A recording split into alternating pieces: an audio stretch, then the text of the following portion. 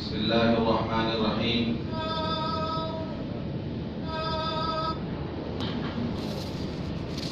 الحمد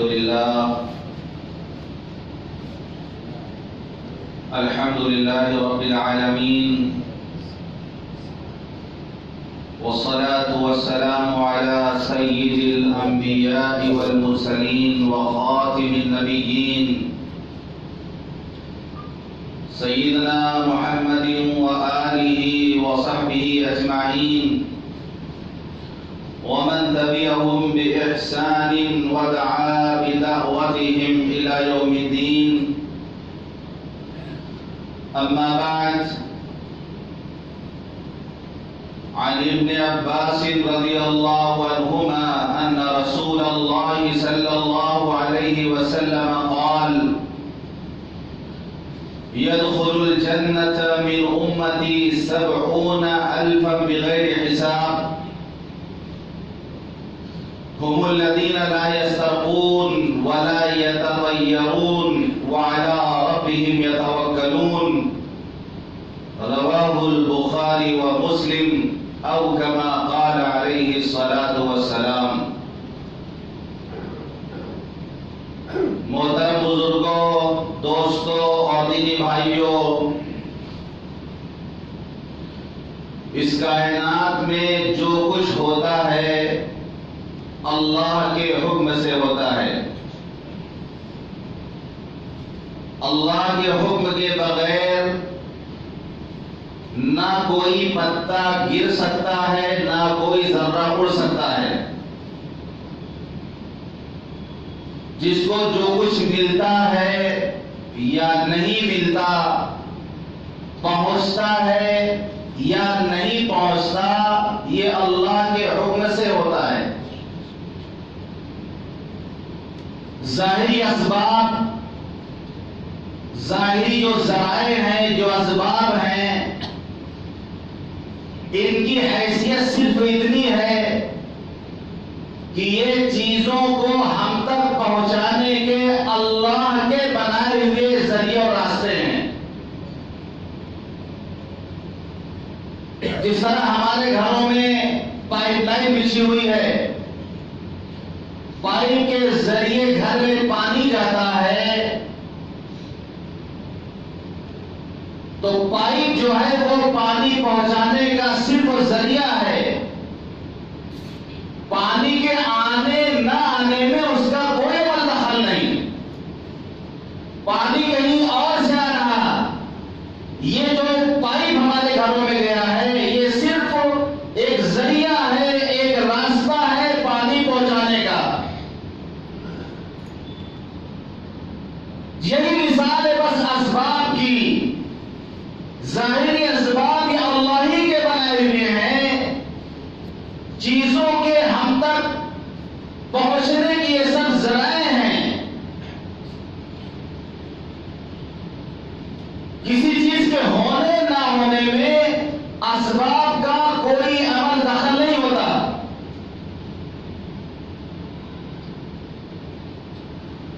ہماری زبان سے نکل جاتا ہے، ہم بیمار تھے، فلاں دوا سے ہم اچھے ہوئے.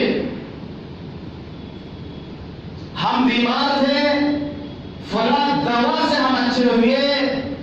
دوا صرف ایک ذریعہ ہے. شفا دینے والی ذات اللہ کی ہے. حضرت ابراہیم علیہ السلام نے فرمایا: وَإِذَا مَرِضْتُ فَهُوَ يَشْفِينِ. جب میں بیمار پڑتا ہوں تو اللہ مجھے اچھا کرتا ہے. دوا کسی کو اچھا نہیں کرتی، وہ تو صرف ایک ذریعہ ہے. شفا دینے والی ذات اللہ کی ہے. اسی حقیقت پر یقین کرتے ہوئے اپنے تمام مقاصد اور اپنے کاموں میں اللہ کی ذات پر بھروسہ کرنا، اسی سے لو لگانا، اسی کے کرم پر نظر رکھنا، اسی سے خوف اور امید کا ہونا، اسی سے دعا کرنا، اسی کا نام شریعت کی زبان میں توکل ہے. اور ظاہری اسباب یہ توکل کے لیے رکاوٹ نہیں ہے. کہ توکل کے لیے ضروری ہو کہ ظاہری اسباب کو چھوڑ دیا جائے، لیکن اگر کوئی غلبہ حال سے اللہ کا کوئی صاحب یقین بندہ اللہ کی ذات پر بھروسہ کر کے اسباب کو چھوڑ دے تو یہ قابل اعتراض نہیں ہوگا، بلکہ یہ اس کے حق میں کمال ہوگا۔ خلاصہ کلام یہ ہے کہ اسباب کو اختیار کیا جائے، اسباب پہ اعتماد اور بھروسہ نہ کیا جائے، بھروسہ اللہ کی ذات پہ کیا جائے۔ اللہ فرماتا ہے وَعَلَى اللَّهِ فَلْيَتَوَكَّلِ الْمُؤْمِنُونَ، ایمان والوں کو اللہ پر بھروسہ کرنا چاہیے۔ فرمایا وَإِذْ إِنَّمَا الْمُؤْمِنُونَ الَّذِينَ إِذَا ذُكِرَ اللَّهُ وَجِلَتْ قُلُوبُهُمْ وَإِذَا تُلِيَتْ عَلَيْهِمْ آيَاتُهُ زَادَتْهُمْ إِيمَانًا وَعَلَى رَبِّهِمْ يَتَوَكَّلُونَ۔ مومن وہ ہوتے ہیں، مومن وہ ہوتے ہیں کہ جب ان کے سامنے اللہ کا ذکر کیا جاتا ہے تو ان کے دل کانپ جاتے ہیں۔ جب ان کے سامنے اللہ کی آیتیں قرآن کی تلاوت کی جاتی ہے تو ان کا ایمان بڑھ جاتا ہے۔ وَعَلَىٰ رَبِّهِمْ يَتَوَكَّلُونَ، اور وہ اللہ پر توکل اور بھروسہ کرتے ہیں۔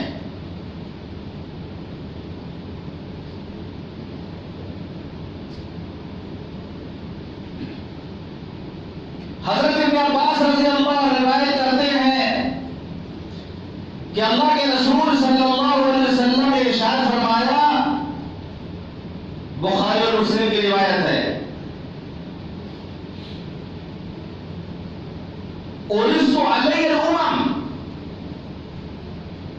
فَرَأَيْتُ النَّبِيَّ وَمَعَهُ الرَّجُلُ وَالنَّبِيَّ وَمَعَهُ الرَّجُلُ وَالرَّجُلَانِ وَالنَّبِيَّ وَلَيْسَ مَعَهُ أَحَدٌ۔ آپ نے فرمایا میرے سامنے امتوں کو پیش کیا گیا، معراج کے موقع پر یا خواب میں یا کسی مشاہدے میں، آپ نے فرمایا میرے سامنے امتوں کو پیش کیا گیا، میں نے دیکھا ایک نبی ہے جن کے ساتھ چند لوگ ہیں، وَالنَّبِيَّ وَمَعَهُ الرَّجُلُ وَالرَّجُلَانِ، ایک نبی ایسا ہے جس کے ساتھ ایک آدمی یا دو آدمی ہیں۔ نبیوں نے اپنے زمانے میں محنت کی تو ان پر جو لوگ ایمان لائے تو آپ نے فرمایا کسی نبی کو دیکھا کہ چند لوگ اس کے ساتھ ہیں، کسی نبی کو دیکھا کہ ایک یا دو آدمی اس کے ساتھ ہیں۔ وَالنَّبِيَّ وَلَيْسَ مَعَهُ أَحَدٌ، ایسے نبی کو بھی دیکھا جس کے ساتھ کوئی نہیں تھا۔ اچانک میں نے دیکھا ایک بہت بڑی جماعت، بہت بڑا گروہ نظر آیا، میں نے سوچا کہ میری امت ہوگی۔ فرشتوں نے کہا کہ نہیں، یہ حضرت موسیٰ علیہ السلام کی قوم بنی اسرائیل ہے۔ پھر میں نے کنارے کی طرف دیکھا، اس سے بڑی جماعت، بہت بڑی جماعت، بہت بڑا گروہ نظر آیا، بتایا گیا کہ یہ آپ کی امت ہے، یہ آپ کی امت ہے، اور ان میں 70,000 وہ لوگ ہیں جو بلا حساب و کتاب و عذاب کے جنت میں جائیں گے۔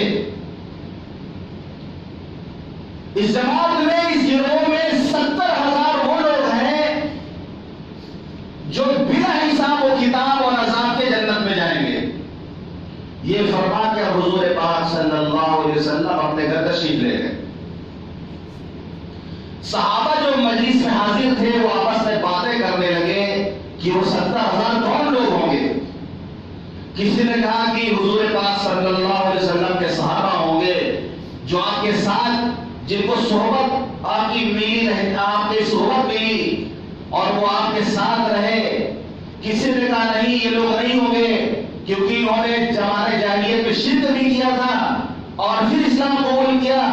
اس سے مراد ہو سکتا ہے وہ لوگ ہوں جو صحابہ کے اولاد ہوں، جنہوں نے اسلامی میں جن کی نشو نما ہوئی اور انہوں نے اللہ کے ساتھ شرک نہ کیا ہو۔ مختلف باتیں ہو رہی تھی کہ حضور پاک صلی ہونا ہے. آپ نے صحابہ سے پوچھا کیا بات کر رہے تھے؟ صحابہ نے کہا اللہ کے رسول آپ نے جو بتایا تھا کہ 70,000 بغیر حساب و کتاب کے جنت میں جائیں گے، تو ہم لوگ یہی بات کر رہے تھے وہ کون لوگ ہوں گے؟ آپ نے بتایا سنو کون لوگ ہیں؟ هم الذین لا يرقون ولا يسترقون ولا يتطیرون وعلی ربهم يتوکلون. وہ لوگ ہوں گے جو منتر نہیں کرتے اور منتر نہیں کرواتے، جھاڑ پھونک نہیں کرتے، جھاڑ پھونک نہیں کرواتے، ولا يتطیرون شگون نہیں رہتے، وعلی ربهم يتوکلون اپنے رب پر بھروسہ کرتے ہیں. رواہ البخاری و مسلم. زمانے جاہلیت میں جس زمانے میں حضور پاک صلی اللہ علیہ وسلم اس دنیا میں تشریف لائے تھے، عربوں کی حالت تھی جب وہ بیمار پڑتے یا ان کی اولاد بیمار ہوتی تو وہ منتر کرانے والوں کے پاس جاتے تھے کہ یہ منتر کرے گا تو ہماری بیماری اچھی ہو جائے گی، ہمارا بیٹا ٹھیک ہو جائے گا، اس کی بیماری دور ہو جائے گی. جس طریقے سے آج ہمارا حال یہ ہے، کچھ بھی ہوتا ہے تو جھاڑ پھونک کرنے والوں کو ڈھونڈا اور تلاش کیا جاتا ہے کہ وہ جھاڑ پھونک دے گا، تعویذ دے دے گا، ہم اچھے ہو جائیں گے، ہماری اولاد اچھی ہو جائے گی، ہمارے گھر میں خیر و برکت آ جائے گی، دکان خوب ترقی کرے گی. تو آپ کی دکان چلے نہ چلے لیکن جھاڑ پھونک کرنے والے کی دکان زبردست چل رہی ہے. سنت کے مطابق اگر جھاڑ پھونک کیا جائے تو اس کی اجازت ہے. شرعی طریقہ جو ہے، رقیہ شرعیہ جو ہے، شرعی جھاڑ پھونک اگر کوئی کرے تو اس کی اجازت ہے. لیکن کوئی منتر پڑے، کوئی جادو کرنے والوں کے پاس جائے، افسوس کی بات یہ ہے کہ آج مسلمان عورتیں جادو کرنے والوں کے پاس جاتی ہیں. جناب محمد رسول اللہ صلی اللہ علیہ وسلم کی امت جو ایک کلمہ پڑھتی ہے کہ لا الہ الا اللہ محمد رسول اللہ، وہ شرک و کفر و جادو کرنے والوں کے پاس جاتے ہیں کہ وہ جادو کرتے ہیں، وہ ہمارے لیے کوئی منتر کر رہے ہیں. یہ بات عام ہوتی جا رہی ہے آج. منتر سے کچھ نہیں ہوتا، ہوگا وہی جو اللہ چاہے گا. جائز حد تک ہم جھاڑ پھونک کر سکتے ہیں، جتنا ہمیں شریعت اجازت دیتی ہے ہم اتنا ہی کر سکتے ہیں. اس میں بھی اس کو مؤثر نہ سمجھا جائے، اس کو اصل نہ سمجھا جائے بلکہ اس کو ذریعہ سمجھا جائے. جس طرح علاج ڈاکٹر کے پاس جانا ایک ذریعہ ہے، اسی طریقے سے شرعی علاج ہے، یہ ایک ذریعہ ہے. یہ کوئی ضروری نہیں کہ اس سے کما آپ کو ہمیں شفا مل جائے گی. فرمایا جو نہ منتر کرتے ہیں نہ منتر کراتے ہیں، ولا یتطیرون، اور جو شگون نہیں لیتے. زمانے جاہلیت میں ان کی عادت تھی کہ الو بول دیا تو منہور سمجھتے تھے. کسی کام کے لیے باہر نکلتے تھے تو شگون لیتے تھے. چڑیا بیٹھی ہوئی ہے پیڑ پر، اگر اس کو اڑایا جائے، اگر داہنی طرف اڑے گی تو ہمارا کام بنے گا، بائیں طرف اڑے گی تو ہمارا کام نہیں بنے گا. اب اگر بائیں اڑ گئی تو واپس چلے جائے گی، کام نہیں کرنا. آج بھی ایسے لوگ موجود ہیں، کام کے لیے نکلتے ہیں، کسی نے راستے میں چھینک دیا، کہنا ہمارا کام خراب ہو جائے گا. راستے میں اگر کسی نے چھینک دیا واپس لوٹ آئیں گے کہ ہمارا کام اب بنے گا نہیں، راستے میں چھینک دیا. جا رہے ہیں، اگر بلی سامنے سے گزر گئی واپس آئیں گے کہ بلی نے راستہ کاٹ دیا ہے، خطرہ ہے. شگون لے رہے ہیں آج بھی، بس شگون ہی لیتی عورتیں بہت آگے اس معاملے میں ہیں. اس میں نحوست ہے، اس میں نحوست ہے، اس میں نحوست ہے، فلاں دن میں نحوست ہے، فلاں مہینے میں نحوست ہے. ارے صرف ہماری بدعمالیوں میں نحوست ہے بس. سارے مہینے سارے دن سب اللہ کے بنائے ہوئے ہیں، کسی میں کوئی نحوست نہیں ہے. اگر نحوست ہے تو ہماری بد اعتقادی میں، ہماری بدعمالی میں نحوست ہے. فرمایا ولا یتطیرون، وہ شگون نہیں لیتے، وعلی ربہم یتوکلون، اپنے رب پر بھروسہ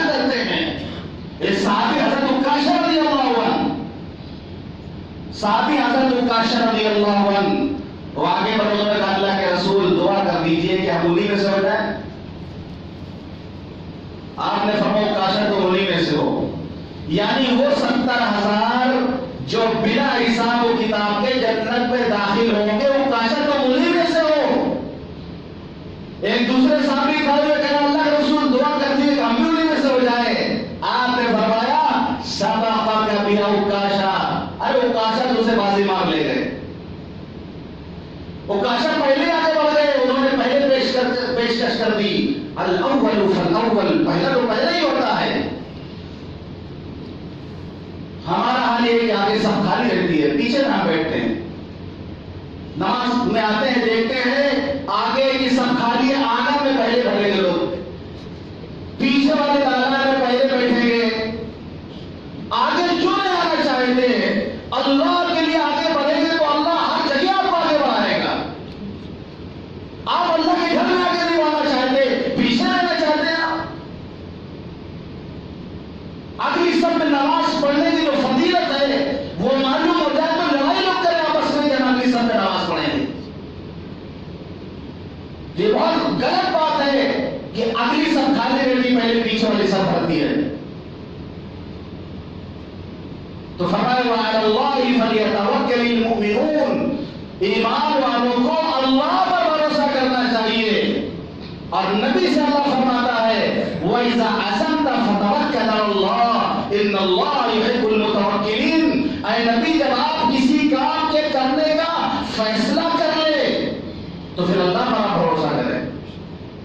جب کسی کام کے کرنے کا اٹل فیصلہ کر لیں تو اللہ پر بھروسہ کریں۔ ان اللہ یحب المتوکلین، اللہ توکل کرنے والوں سے محبت کرتا ہے۔ فرمایا ومن یتوکل علی اللہ فهو حسبہ، جو اللہ پر بھروسہ کرتا ہے اللہ اس کے لیے کافی ہو جاتا ہے۔ ومن یتوکل علی اللہ فهو حسبہ، جو اللہ پر بھروسہ کرتا ہے اللہ اس کے لیے کافی ہو جاتا ہے۔ بخاری شریف کی روایت ہے، صدیق اکبر فرماتے ہیں ہم لوگ غار ثور میں چھپے ہوئے تھے، غار ثور میں ہم لوگ چھپے ہوئے تھے، مشرکین تلاش کرتے کرتے غار ثور کے اوپر پہنچ گئے، ہماری نظر پڑی ان کے قدموں پر، ہم نے کہا اللہ کے رسول ان میں سے کوئی اگر نیچے دیکھ لیا اپنے پیر کی طرف تو ہم پکڑے جائیں گے۔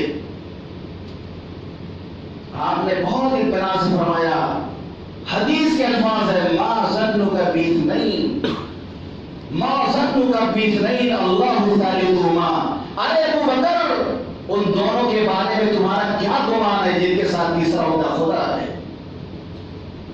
قرآن کہتا ہے ثانی اثنین اذ ہما فی الغار اذ یقول لصاحبہ لا تحزن ان اللہ معنا۔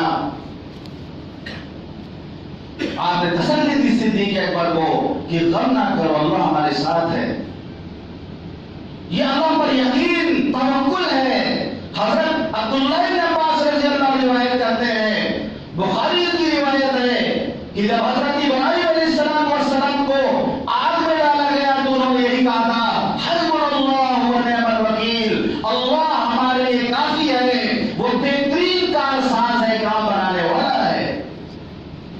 اور حضرت عبداللہ بن عباس فرماتے ہیں کہ حضور پاک صلی اللہ علیہ وسلم نے حسبنا اللہ ونعم الوکیل اس وقت کہا تھا جب آپ سے آگے لوگوں نے یہ کہا کفار نے بہت بڑا لشکر تیار کیا ہے جو تم پر حملہ کرنے والا ہے، ان لوگوں سے ڈرو، فخشوہم، ان لوگوں سے ڈرو، فزادتہم ایمانا، تو ان کا ایمان، حضور صلی اللہ علیہ وسلم کا ایمان، صحابہ کا ایمان، یہ سن کر، یہ خبر سن کر کے ان کا ایمان اور بڑھ گیا اور فرمایا حسبنا اللہ ونعم الوکیل، اللہ ہمارے لیے کافی ہے۔ حضرت جابر رضی اللہ عنہ فرماتے ہیں کہ غزوہ ذات الرقاع سے ہم لوگ واپس آ رہے تھے، یہ 4 ہجری میں غزوہ ہوا تھا،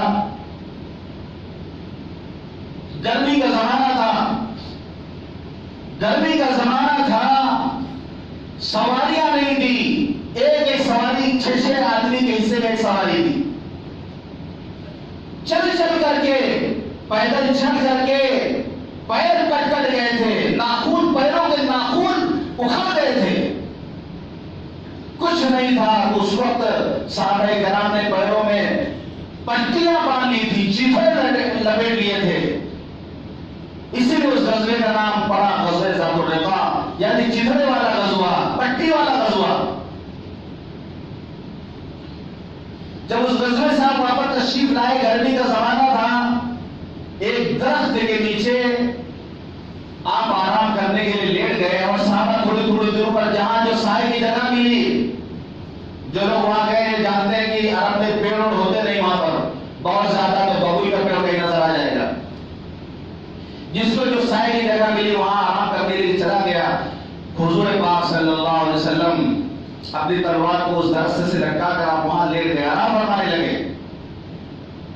ایک کافر نے دیکھا موقع اچھا ہے، آپ سو بھی رہے ہیں، تلوار بھی رکھی ہوئی ہے، وہ آیا، اس نے تلوار آپ کی اتاری پیڑ سے اور تلوار سونٹ لی، اور آپ کو جگا کے پوچھتا ہے من یمنعک منی، من یمنعک منی، ہے محمد آج تمہیں مجھ سے کون بچائے گا، تمہیں کون بچائے گا آج مجھ سے؟ بہت اطمینان سے حضور پاک صلی اللہ علیہ وسلم نے جواب دیا کہ اللہ بچائے گا۔ اللہ کا نام سن کر کے اس کا ہاتھ کانپنے لگا، تلوار نیچے گر گئی۔ اب تلوار آپ نے اٹھایا اور اس کی طرف کر کے فرمایا کہ میں یمنعک منی، اب یہ بتاؤ تمہیں مجھ سے کون بچائے گا؟ اس نے کہا کہ آپ تلوار کے بہترین پکڑنے والے ہیں، آپ یعنی کہنا یہ تھا کہ آپ تو بہت معاف کرنے والے ہیں، بہت رحم کرنے والے ہیں۔ آپ نے اس سے پوچھا کیا تم اس بات کی گواہی دیتے ہو کہ اللہ کے سوا کوئی معبود نہیں ہو، میں اللہ کا رسول ہوں؟ اس نے کہا کہ نہیں۔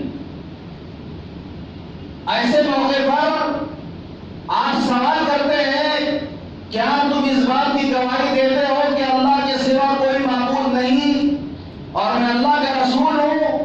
اس نے کہا کہ نہیں۔ آپ نے اس کو چھوڑ دیا، اس کو جانے دیا، کیونکہ اسلام تلوار سے نہیں پھیلا ہے، اسلام تلوار سے نہیں پھیلا، اسلام تو اخلاق سے پھیلا ہے۔ معاف کر دیا آپ نے اسے، اپنے ساتھیوں کے پاس جا کے کہتا ہے کہ میں ایک بہترین شخص کے پاس سے تمہارے پاس آ رہا ہوں، اور پھر بعد میں وہ کلمہ پڑھ لیتا ہے، کلمہ پڑھ کر مسلمان ہو جاتا ہے۔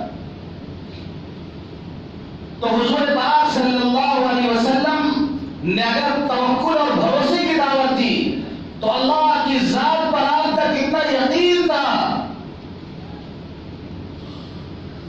صحابہ کی ایسی تربیت آپ نے کی کہ حضرت علی رضی اللہ عنہ کے بارے میں آتا ہے ان کے بہت سے دشمن ہو گئے تھے، خوارج سے پوری جماعت تیار ہو گئی تھی خارجیوں کی، جو حضرت علی کی برائی کرتی تھی، اور آخر میں انہیں لوگوں نے شہید بھی کیا۔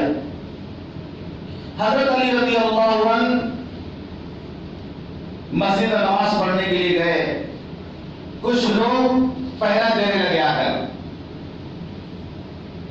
کچھ لوگ آ کر وہاں پہرا دینے لگے، تو حضرت علی رضی اللہ عنہ جب نماز سے فارغ ہوئی ہے پوچھا جہاں کیا کر رہے ہو تم لوگ؟ فرمایا کہ امیر المومنین آپ کا پہرا دے رہے ہیں۔ پوچھا زمین والوں سے پہرا دے رہے ہو یا آسمان والوں سے؟ ان لوگوں نے کہا کہ زمین والوں سے۔ فرمایا زمین پر اس وقت تک کچھ نہیں ہو سکتا جب تک اس کا مشورہ آسمان پہ نہ ہو جائے، یقین دیکھیے۔ فرمایا زمین پر اس وقت تک کچھ نہیں ہو سکتا جب تک اس کا مشورہ آسمان پہ نہ ہو جائے۔ ہر ایک کے ساتھ دو فرشتے لگے ہیں جو اس کی حفاظت کرتے رہتے ہیں، اس کی حفاظت کرتے رہتے ہیں، یہاں تک کہ جب اس کی تقدیر کا وقت آ جاتا ہے، جب اس کا آخری وقت آ جاتا ہے تو اس کی تقدیر اس کے سامنے آ جاتی ہے تو فرشتے اس کے اور اس کی تقدیر کے بیچ سے ہٹ جاتے ہیں۔ فرمایا میری بھی حفاظت کا مضبوط انتظام اللہ نے کیا ہے، لیکن جب میری موت کا وقت آئے گا تو فرشتے میرے اور تقدیر کے درمیان سے ہٹ جائیں گے۔ دو آدمی فیصلہ کرانے حضرت علی رضی اللہ عنہ کے پاس ایک دیوار کے نیچے بیٹھ کر اس کے سائے فیصلہ کر رہے تھے۔ ایک صاحب نے آگے کہا کہ دیوار گرنے والی یہاں سے ہٹ جائیے۔ حضرت علی رضی اللہ عنہ فرمایا تم جاؤ اپنا کام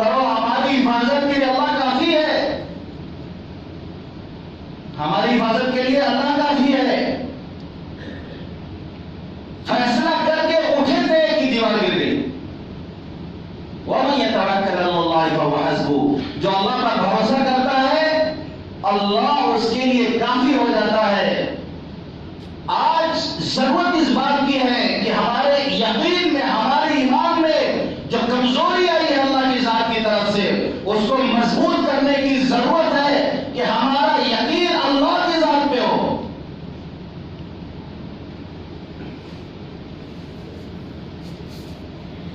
حضرت ابو ہریرہ رضی اللہ عنہ روایت کرتے ہیں کہ حضور پاک صلی اللہ علیہ وسلم نے ارشاد فرمایا يدخل الجنة أقوام أفئدتهم مثل أفئدة الطير.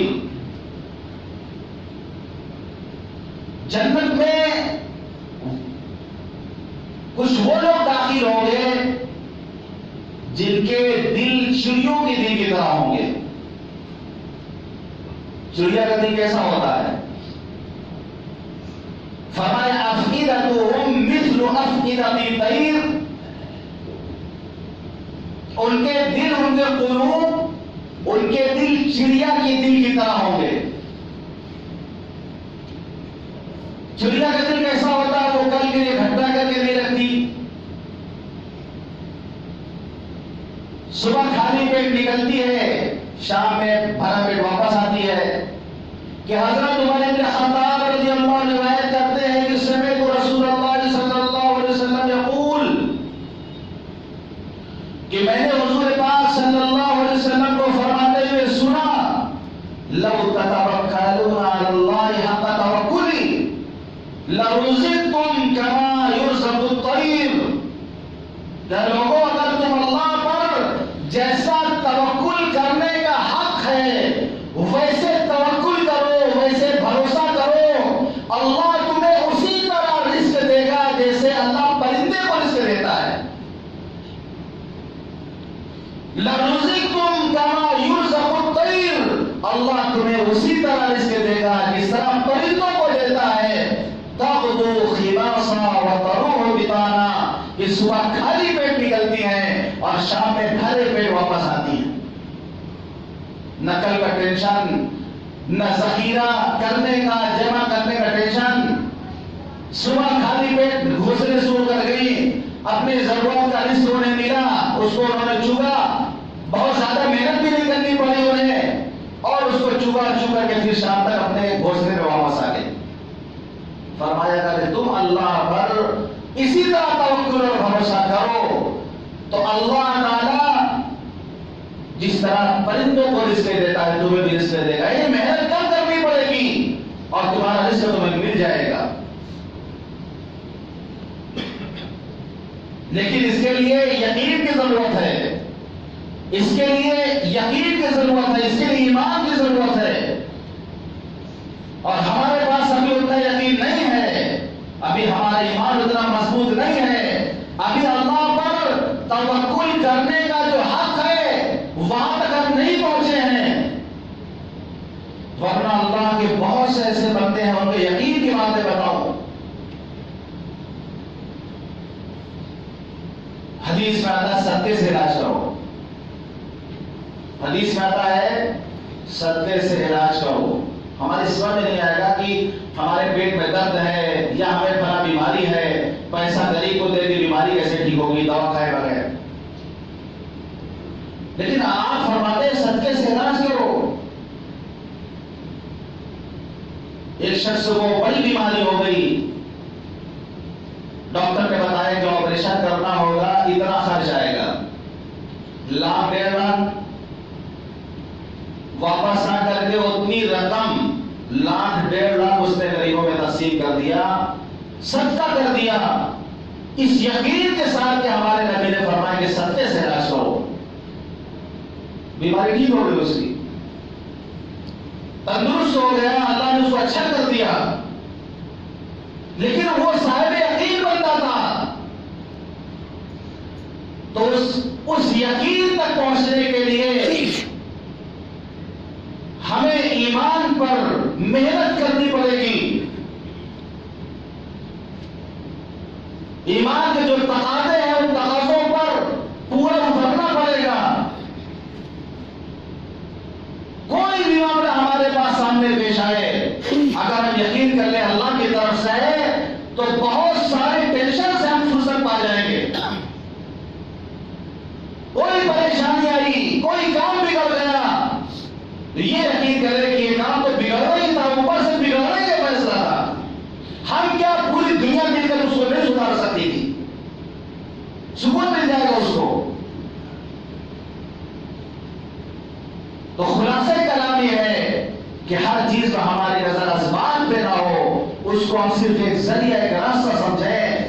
ہماری نظر ہر معاملے میں اللہ کی ذات کی طرف ہو. حالات کیسے ہو، ماحول کیسا ہو، جیسے قطب نما ہوتا ہے، جیسے قطب نما ہوتا ہے، جس کو کیا بولتے ہیں؟ کمپاس بولتے ہیں. کمپاس بولتے ہیں انگلش، کمپاس. وہ آپ اس کو ٹرین میں لے کے جائیں، کہیں بھی چلے جائیں، جنگل میں لے کے چلے جائیں، گرمی ہو، ٹھنڈی ہو، پہاڑ ہو، جیسا ماحول ہے، جیسی جگہ ہو، لیکن کانٹا اس کا سیدھا دکھائے گا کعبہ ادھر ہے. وہ اس کا کانٹا ادھر سے ادھر نہیں جائے گا. اگر اس کی طبیعت ٹھیک ہو تو اس کا رخ ادھر ادھر نہیں ہوگا. جب ایک انسان کی بنائی ہوئی چیز، ایک لوہے کی چیز، ماحول کیسا ہو، آب و ہوا کیسی ہو، جگہ کیسی ہو، لیکن اس کا رخ سیدھے قبلے کی طرف ہوتا ہے، تو ہمارے دل کا جو کمپاس ہے، جو قطب نما ہے، حالات کیسے بھی ہمارے سامنے آئے، ماحول کیسا بھی ہو، لیکن اس کا رخ سیدھے اللہ کی طرف ہونی چاہیے. وَمَن يَتَوَكَّلْ عَلَى اللَّهِ فَهُوَ حَسْبُهُ. جو اللہ پر بھروسہ کرے گا اللہ اس کے لیے کافی ہو جائے گا. اللہ تعالی ہم سب کو کہنے اور سننے زیادہ عمل کرنے کا توفیق عطا فرمائے. وآخر دعوانا الحمد للہ رب العالمین.